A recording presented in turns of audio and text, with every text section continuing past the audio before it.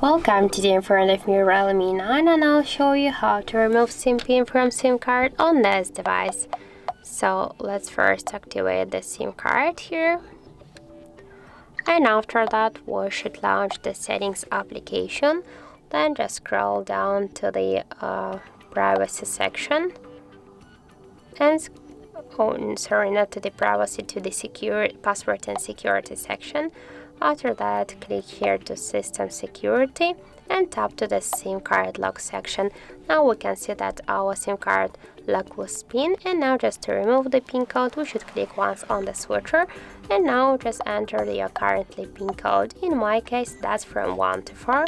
Then just click here to OK, and we have here the message that will just unlock our SIM pin from SIM cards from SIM pin. So that's it. Thank you for watching, and if you find this video helpful, don't forget to leave a like, comment and to subscribe our channel.